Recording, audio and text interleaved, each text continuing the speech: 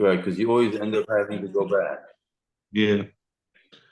Okay, so we're on Samachas Amid Beis. Tana Rabbanon, about a third of the way up, about 22 lines up. Tana Rabbanon. Maskeres Isha L'chaveter Tanagolus B'shnei Efreich. A woman can rent her Tanagolus for 2 chicks. It's a straightforward rent. There's nothing wrong with that. Isha Sham L'chaveter Tanagolus, meaning they would rent their chicken, their hen, to let somebody hatch their eggs. They would have rent that chicken to sit on top of the eggs. Isha Amal Chaveter, Tanagolus Shali. I've got a hen, Beitzim Shalechi, and you've got eggs. Va'ani va'at nechlek befroichen. Let's make an iska. I'm going to provide my chickens with my labor. You'll give the eggs, and we'll hatch these eggs. And I'm going to be the one, the partner providing the work, and you're going to be the investing partner. You're going to invest the eggs, and I'm going to make from them. I'm going to work with them with my chickens and make chicks out of it. It's a typical iska, like we've discussed on. Yehuda matter of Shimonis. Yehuda said it's mutter. Of Shimon said it's us. So to Gemara, Yehuda leibois charam aloy umezaynai. So to Gemara, how can Rabbi Yehuda be matter this? We know that an iska, the investing partner always has to make a payment to the working partner in order that his work should imply bribis. So you should have to pay for the work of the owner of the chicken, as well as the mezainis that they're going to have to provide, I guess, to the chickens to keep things going. So Gemara ikabeitzim muzrois. There are some eggs that don't come out good that will be allowed to be kept by the working partner. So those shvacha eggs, those ones will be the payment that it doesn't bribe a ribis. That's the payment for her labor. Makom shenogu lahale schar katzef lemois lebehema malin ve'in mishal minikamadip. A place where the minig is that when someone enters into an iska, this iska is really the iska of giving over your behemoths to a shepherd to watch. He's going to watch your behemoths, and it's going to, your behemoths are going to get fatter, and they're going to have babies, and there's going to be profit. And you make an iska with that shepherd. The owner of the animal is the investor, and the shepherd is the worker. So we say,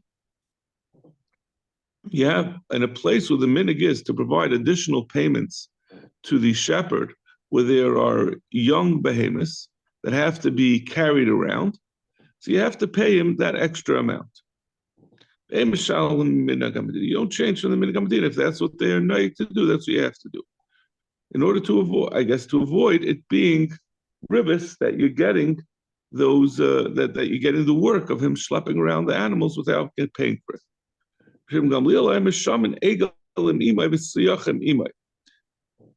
He says there's no problem if you have a calf together with its mother or a young horse together with its mother. In that case, you don't have to provide this extra payment. Even in a place where that is the minute. We're going to see this is going to be the next mission on Samach Tes Amid Beis. In fact, why doesn't he have to pay for the extra work that he's investing in? In addition to the pay that the working person is receiving, he's also getting the galalim, the manure that the animal produces, so that blibes his pay for schlepping around. Taisus talks about, like, what are we talking about here? If what was the question? If I thought you must be talking about the kid. Let's see. We're talking about for his having to schlep around the animal.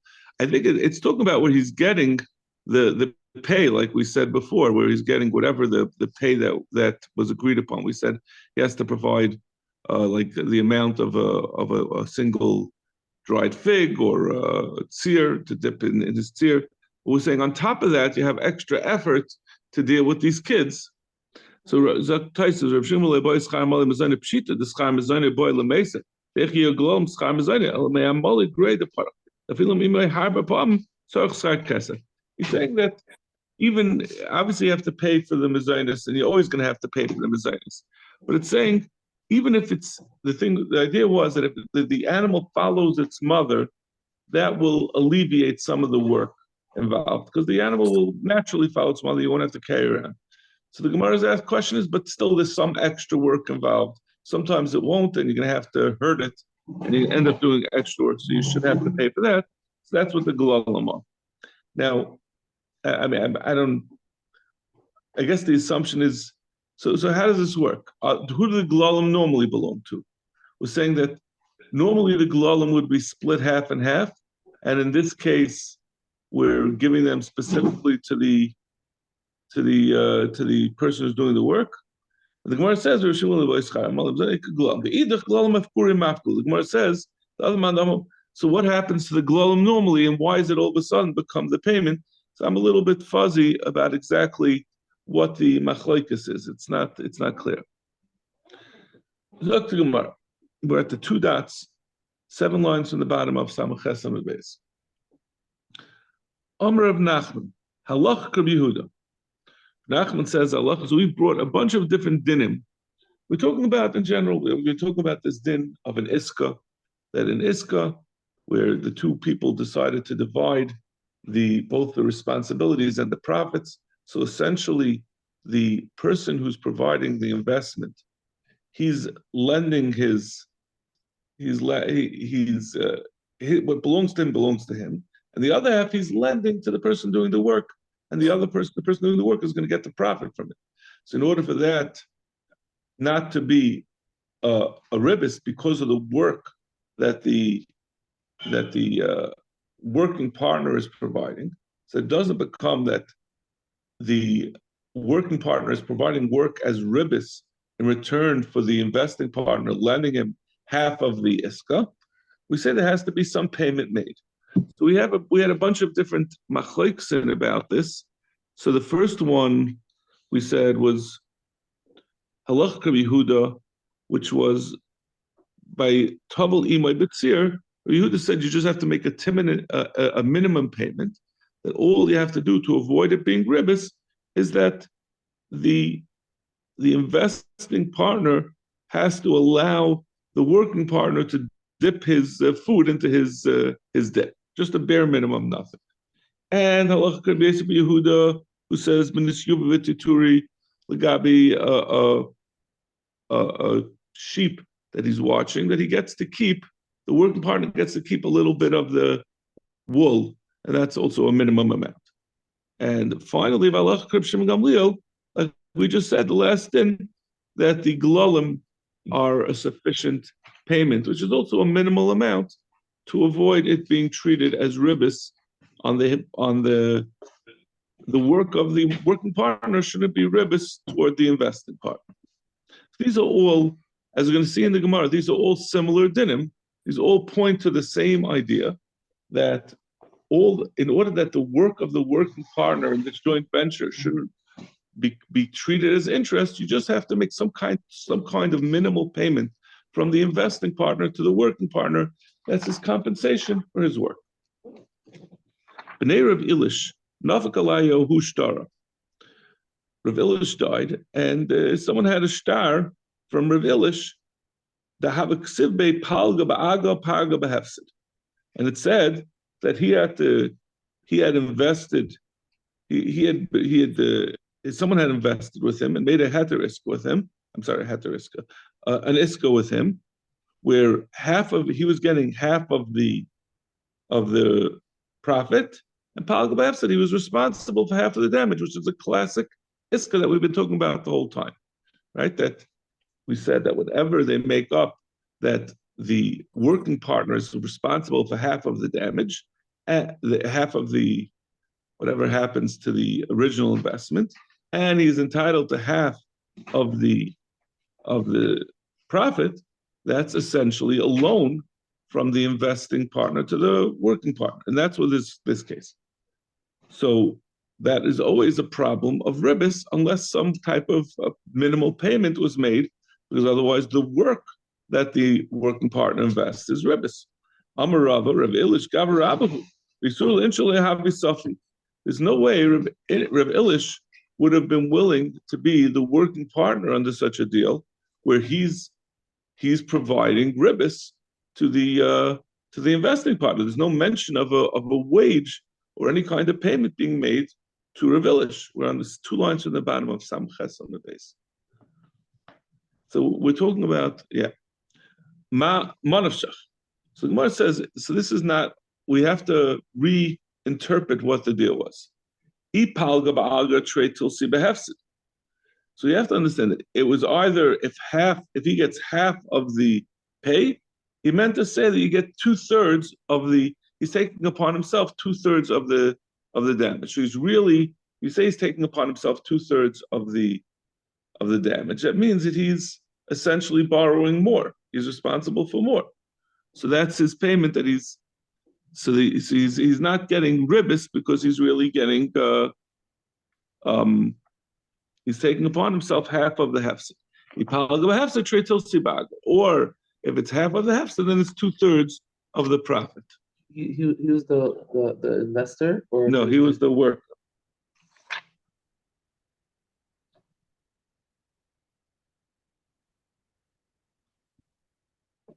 That means if 2/3 of the property is considered to be the hefsed is going toward, like Rashi says, "Ipalgo yikabel hanoisen be'igra yikabel akrais hefsed yoisem mimachs." So the person who's giving it with profit, he's taking a achrayis of the hefsed more than half, going trade tilsi the hashalek the ribis hashalek ela tilsa malva. There's only 1/3 that is a malva. He only took a third of the achrayis because shaka palga biagan, he's taking half, so he's getting more than his share. The profit exceeds the amount that would be allocable to the amount that he took on as a loan. And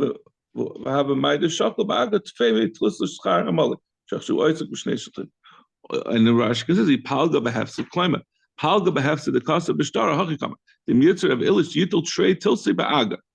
On the other hand, if the worker, if he's going to have half, then he's going to get extra schar. So mamanav shach, either way, the wording is not exactly symmetrical, but the idea is in either case the worker is getting more. Either he's taking on a third, he's only borrowing a third and getting half of the profit, or if he's taking on half of it as a loan, he's taking on half of the achrayis, then he's getting 2/3 of the profit. Amar of Kahana, Amrisal Shmaisa Kameder of Zvit min Hadoi. I said this over that this is the way they reinterpreted this contract that they found when Rav Ilish died and that his sons took over, and we had to reinterpret it in order to avoid ribis on a regular ribis of iska. Amli Damar Rav Ilish, Toivalima B'tzirava. He said, why are we making this whole complicated reinterpretation? Maybe it was just a half and half regular iska with half and half, and Rav Ilish was getting some nominal benefit that he was being allowed to dunk his food into the dip of the investor.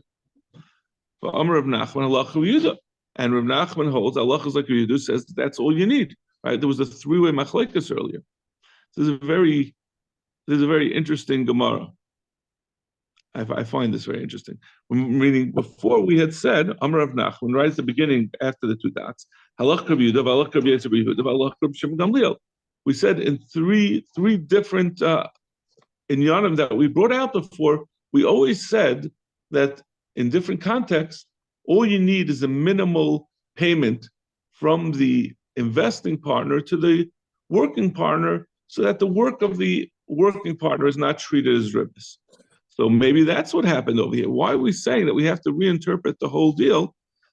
Let's just say that he just promised to give a little bit of some nominal payment.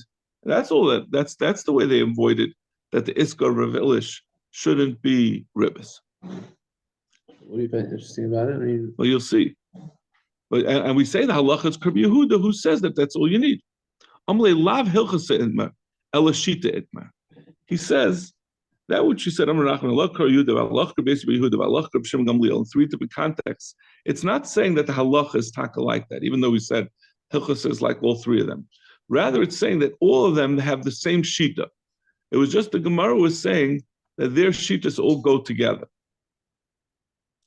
But not necessarily that the halacha is paskin like that.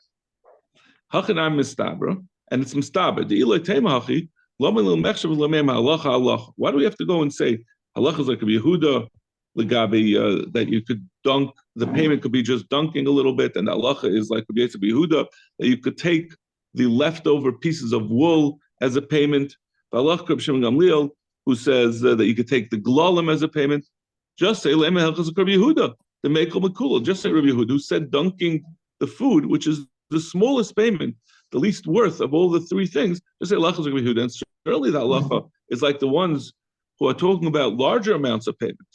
So the Elamai, when we say the Hilchasa, it doesn't mean to say that halacha is like it, which is connected the words, but rather it means to say that they all hold the same thing, but it could be that the halacha is not like them. which is why we want to give it different teretz then. That's why we didn't write, exactly. That's why we didn't give the teretz like Rabbi Yehuda. You don't think that's interesting? To say that when we say Hilchas like three things, it just means that they hold the same sheet. Amarav. This is also, I find this financially interesting. Amarav. Moiser shlish b'scharcha. What happens if instead of, right, like we just said, it's a machlekes about what kind of payment could be made to the working partner to avoid having his work treated as ribis, be treated as interest. So Rav says one thing that you could do is you could say the excess of a third of the original investment, any, it's sort of like a preferred payment, right? You know, sometimes you have a preferred payment that goes to an investing partner. So we're saying over here that up to a third of the profit goes to that gets divided half and half. But once the profit exceeds a third of the original investment, right? So let's say the original investment was $1,000, and they've got $500 of profit. So the way it will work is the $500 of profit, the first third will be divided 50-50. And then anything above that will all go to the working partner, which is really a very similar to the way it works by us. We have 80-30. Right? It's a smaller amount, but the working partner in our typical partnerships doesn't add. When we do a regular partnership, he doesn't contribute money, or if he does, his money is treated the same as everyone else. But he's entitled to profits. Once everyone gets paid back all the money that they got, he starts getting 30%. So over here we're making it once once everyone gets paid back. Once everyone gets paid back, the investor gets paid back his original payment. So his whole capital account is cleared. Then you divide it 50-50, the profits goes 50-50, up till 30% of the value of the original investment. After that, all the profit goes to the investing, to the working partner. And that's going to be the payment that makes it that it's not going to be, that's going to be his payment for his work. Hareza mutter, and that's going to be allowed. That's a sufficient payment. Now, Shmuel Amar, he says this is a very tenuous payment. It means a normal investment, you don't expect it to make so much money. Let's say they do it for a year or two. Usually you're not going to make more than 30%, 10% a year, 12%. Anytime someone comes to you and says, I can guarantee you 15% for 5 years, chances are it's a scam, right? And I'm serious. That's what you go to any investment, any financial professional will tell you that is Nobody can guarantee that. So you're talking about his 30, he gets. Okay. So we're talking about him getting as his payment, a possible payment if the profit exceeds 30%. What if it doesn't happen, then he'll get nothing. So how could this be the payment that makes it that it's not ribis? How can this be the payment to the working partner? You have to pay him a minimum of one dinar. Even though dinner is not sufficient to really pay for the whole amount, but as long as he's guaranteed something, you put the dinner together with the possibility of getting his the profits over a third. That's enough to make it that it's not ribs. Do you mean to say the Rav doesn't require that there be some payment that's guaranteed to the working partner in order to avoid ribis? Rav, reish egla lepetuma.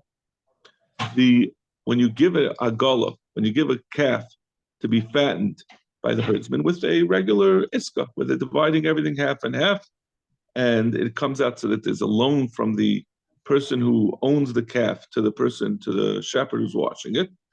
The head of the calf, when you shecht it, is going to go to the worker. So then that's how you can avoid ribis. So my love, the amalei moiser splish b'scharfa.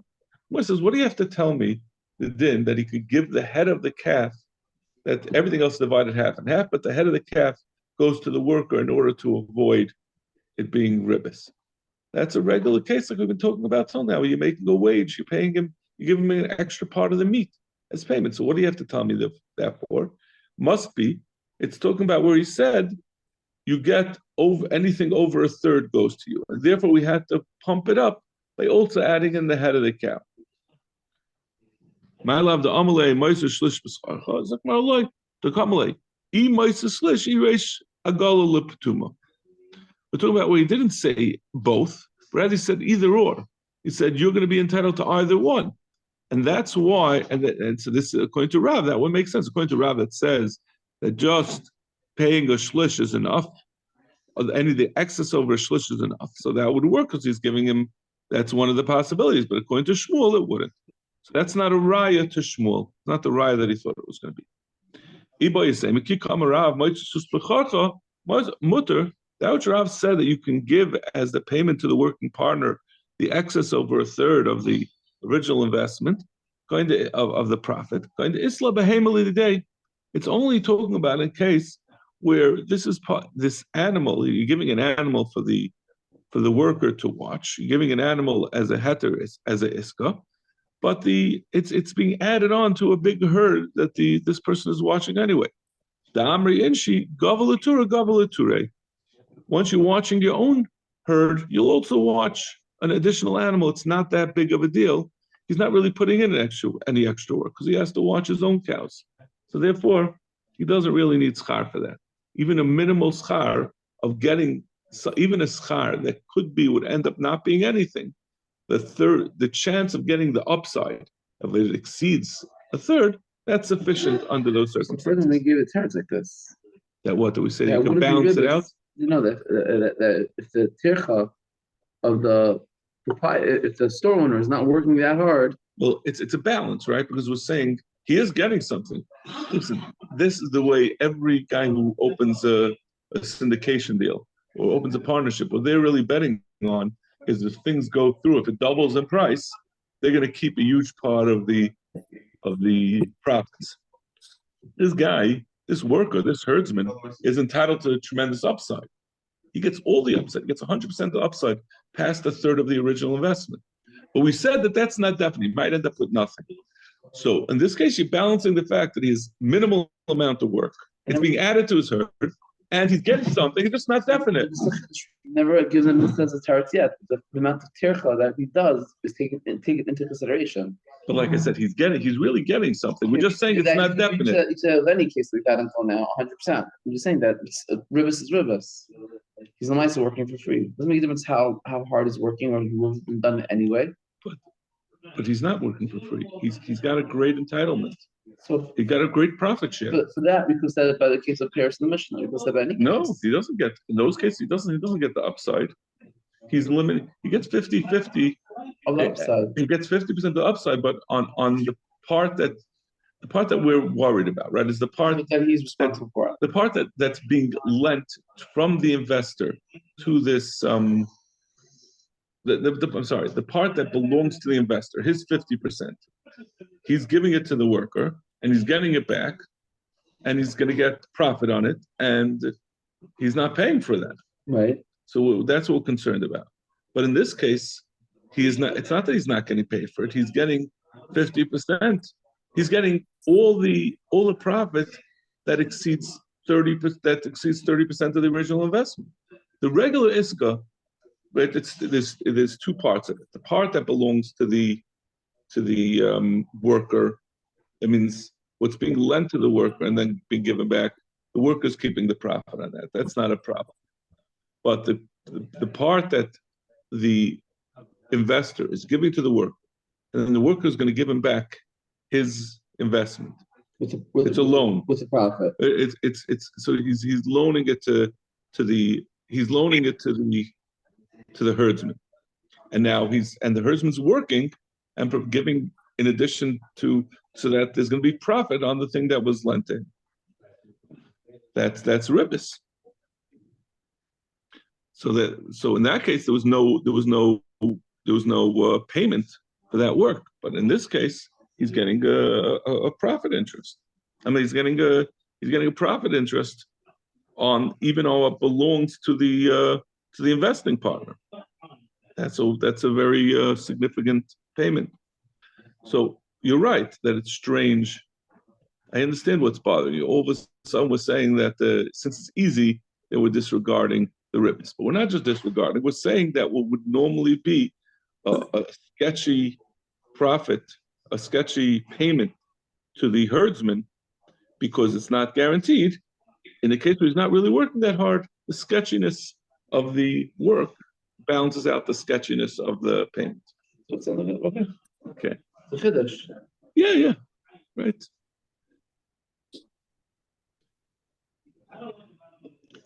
Rabbi Elazar mehagrunya zavim behema. He bought a behema v'yov le larise maftem le v'yov le reisha ba'agre. Rabbi Elazar mehagrunya did a typical iska, and he paid the worker, the herdsman, who was the working partner. He gave him the head of the. He gave him the fat as a regular iska, and therefore he has to pay him for his work in order to avoid ribbis. So he gave him the head. He shechted the animal and gave him the head. And he gave half of the profit, as is the typical din of a iska. Amalei devisu. The wife of this herdsman said to him, if you would have, rather than being a worker, if you would have been a full partner, if you would have invested your own money together with him, he would have given you, in addition to the head, he would have given you the tail. He would have given you the whole tail of the animal, the fat at the end of the animal. And so this man got financial advice from his wife that rather than being a worker, you should become an investor. And he went and he bought together with the Rebbe Elazar Megrunya. They invested together. He paid for half of an animal, and Rebbe Elazar Megrunya paid for half of an animal, and this guy raised the animal for both of them. Palagle Ma'alisa. But this time, it didn't happen like his wife had told him. He didn't give him the whole back of the animal. He gave him half. Amalei. Ta nafligele. And then he went and he divided the head as well. So Amalei hashtu kamei kar namilei le Amalei ada in the zuzi namilei. Amalei hashtu kar namilei. He said, not only am I not getting extra because I'm investing together with you, that I'm putting in money, now I'm getting even less than I got before. Before you divided the head. My wife told me if I become an investor with you, not only will I get the whole head, I'll get the whole back of the animal. But now you're not even giving me half of the head. Amalei. Until now, it was my money that you were watching for me. Until now, I had to give you the head in order to avoid that your labor for me should be treated as ribbis, because you were watching over my half. Hashta shutfianam, but now we're shutfin. That means you paid for your half and I paid for my so why should I? So now I don't have to worry about ribbis. We're regular two investors investing together. So Micah Amar Techana Tvei Porta. Are you going to say that you worked a little bit extra? That you had to watch my half? I'm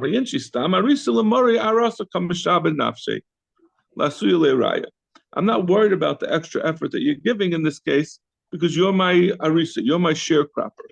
And a sharecropper often will do extra tasks on behalf of the person on behalf of the landowner because the landowner will allow him to pasture his animals on his fields.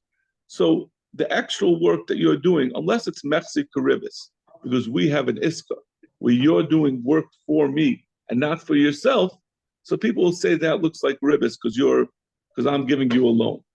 But in this case, there's no loan, so therefore there's no reason to make it look like ribis.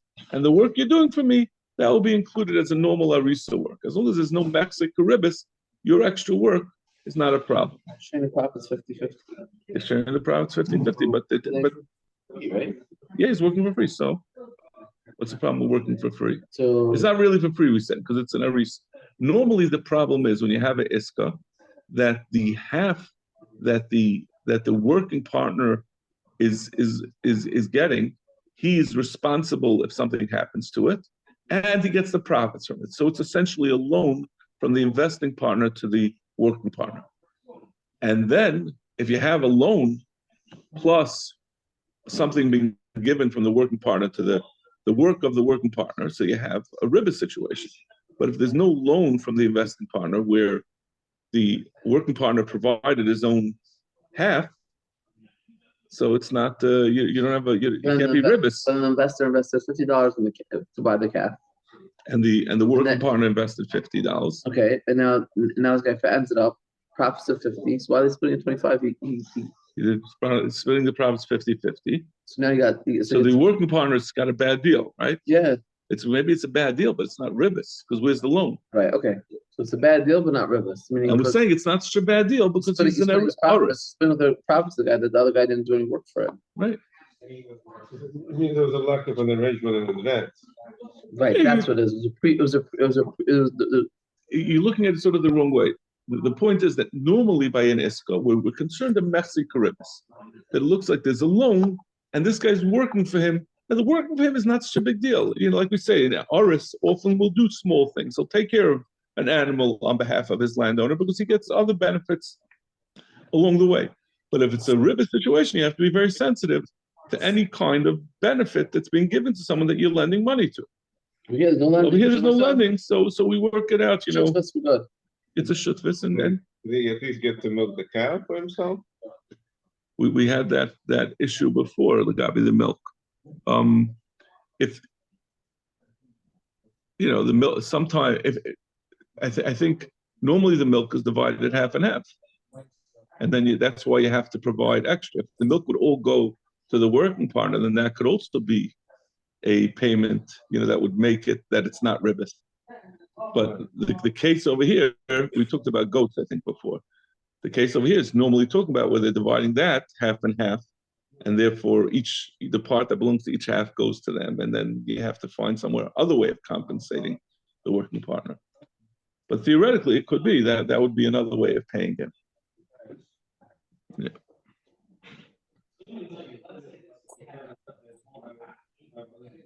Tanraban, Hasham behema l'chaveirei. Someone who evaluated a behema in order to give it to his chaver to make an iska with it. So they figured out how much is the behema worth now, and then they're going to figure out later how much profit it is, and they're going to split it half and half. Ad masa chayav l'tapel ba. Until how long after you took this behema and you mafatim it, you made it fatter and it increased in value. How long of a commitment is there on the part of the working partner? He says, as soon as I could sell it, went up in value, or went up 50% in value because the marketplace changed. It's a weekend. I'm ready to sell and get my profits. Sumchas Omer, he didn't put in a lot of work, but he wants to get the profit. Sumchas Omer on a donkey, he has to hold it for 18 months. The Goydris Chaftal Chaydish. By Goydris, I think it's small animals, he has to hold on to it for 2 years. And if he wants to reap the profits before that, the investing partner can stop him. But the second year's work is more than the first year's work. As the animal gets bigger, it takes more work to handle it. Tomorrow, this doesn't really make sense. The grammar here doesn't make sense. My avol the kamar, the research changed the lashon. What does it mean? Avol ein adamet pula shel shana zu. We're saying, but the because the second year takes more work. That's why we have to make a restriction that the working partner can say, I'm going to skip the hard work and cash in earlier. So what's avol? So tomorrow, Ella, you have to change the lashon. Because the work of the second year is more than the work of the first year, therefore we restrict the working partner that he can't bow out, he can't cash in until he pulls a minimum amount of work. He has to put in at least 2 years worth of work before he can sell it. Tani idach, Hasham behem el chavere, someone who went into a iska with his friend and they evaluate the value of they appraise the value of the behema at the beginning. The vladis by the top of the vladis. If it has a baby, and that's the profit that represents the profit. They took care of the animal. Now it has a vlad. The cow has a calf or a horse has a foal. But bedaka lamajan. He has to hold on to this new vlad for 30 days, and then he could sell it. For a large animal, 50 days. That's part of the deal. Is expected that the working partner will engage and take care of the vlad for this amount of time. Rabbi Yossi says for the small animals 3 months. It has to be even longer than a big animal. Because it's a lot of work to take care of a small animal that's just been born. Why? Because it has shvacha teeth, it can't graze, so it has to be hand fed. So a small animal requires a lot of work, but a newborn baby calf can immediately eat grass and take care of itself. The Gemara says, but if he holds on to it, if the working partner, the time passed, let's say it gave birth to a foal, a colt, the horse gave birth to, so we said you have to wait 50 days, and the 50 days is up. So now he could really sell it for a profit. If the working partner continues to watch it, at that point, what we essentially have is he gets his 50% of the profit. 50% of that colt belongs to him. The other 50% belongs to the investing partner, but it's still by him. So now it's as if we're creating a new iska on the 50% that belongs to the investing partner. If you're continuing to have me watch it, now we have to have an iska, and I'm not watching for free. So that's going to be a new iska. So therefore, this colt, whatever it increases in value from that point, it's going to go 75% to the working partner and 25% to the investing partner, because the working partner already he already cashed in his 50%, it belongs to him, and the other 50% is a new iska. And Menashe